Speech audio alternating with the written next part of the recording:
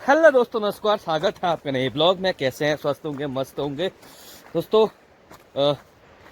एक काफ़ी चौंकाने वाली जो रिपोर्ट हमारे उत्तराखंड से आई है, मैं आपको कुछ बताना चाहूँगा उस बारे में। उससे पहले मैं बता दूं कि कुछ हमें चीज़ें करने की आवश्यकता, सोचने की आवश्यकता है। जिन चीज़ों में मैं आपको जानकारी दे रहा हूँ, खासकर हमारे पहाड़ के जितने भी ज़िले हैं, वहाँ पे एक शोध हुआ है। उत्तराखंड के 13 जिलों पे शोध हुआ है।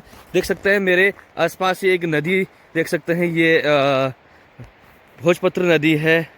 और ये निकली है भोजपत्र की जड़ से निकली है, और तभी इसका नाम भुज। ये आते आते जो नदी है, आते आते क्या होता है कि जो हमारे आसपास के नदी के क्षेत्र होते हैं, वहाँ से निकलते निकलते ये भुजगढ़ बन गई। और यहाँ से मिलते मिलते 10 किलोमीटर नाचनी में पहुँच के ये रामगंगा में मिल जाती है, और वहाँ से रामगंगा नदी बन जाती है।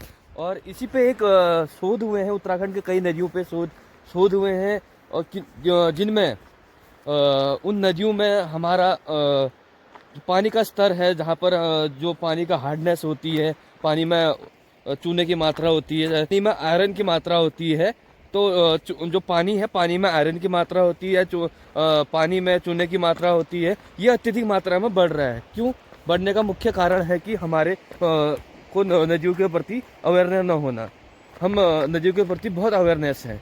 क्यों हम कूड़ा नदी में फेंक देते हैं, नदी के आसपास हम डंपिंग जोन बना देते हैं। नदी के आसपास जितने भी हमारे घरेलू कूड़ा होता है, चाहे सीमेंटेड वाला चीज़ें हो या जैविक अजैविक कोई भी कूड़ा हो, हम उसके आसपास नदियों में फेंक देते हैं। जिससे क्या होता है कि नदियों की जो नसें होती है, जिसको हम कह सकते हैं, जैसे हमारी बॉडी होती है, जैसे हम कोई चीज़ खाते हैं तो धीरे धीरे वो हमारे पेट में जाके पेट से भी नसों के माध्यम से हमारी पूरी बॉडी में लगता है। उसी प्रकार नदियाँ भी होती है।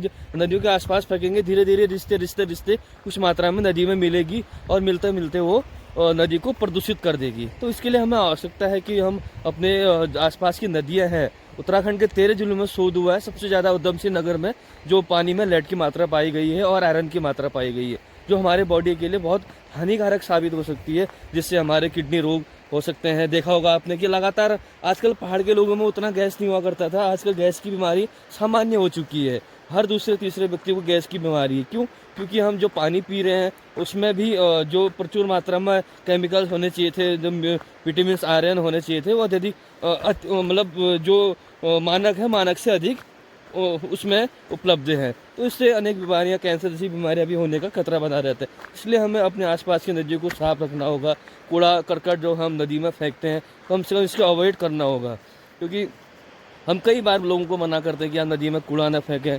कई बार सरकार भी अभियान स्वच्छ भारत अभियान के तहत नमामि गंगे अभियान चला रही है, लेकिन फिर भी लोगों में समझदारी नहीं। इतने होने के बावजूद भी लोग सोचते हैं कि हमें क्या करना, वो तो फेंक रहे हैं। तो इससे हमें बचना होगा। इस सिविक सेंस जो तभी हम लगातार बात करते हैं कि भारत में सिविक सेंस का भी एक कानून होना चाहिए, ताकि लोगों में इस तरह की अवेयरनेस आए, इस तरह की जो भावनाएं हैं, हमारे प्रकृति के प्रेम, प्रकृति के प्रति प्रेम, नदियों के प्रति प्रेम, जो पूर्व में हमारे लोग रखते थे, नदियों को पूजते थे और प्रकृति को पूजते थे। आज हम वही लोग, उन्हीं के वंशज, आज हम नदियों को गंदा कर रहे हैं, प्रकृति को गंदा कर रहे हैं। जहाँ जाते हैं कूड़ा करकट हम पिकनिकों के स्पॉट बना देते हैं। तो इससे बचना होगा, ताकि हमारे जो आसपास का क्लाइमेट है, पर्यावरण है, स्वस्थ रहे। तो बाकी मिलते हैं आपको नए ब्लॉग में। तब तक धन्यवाद।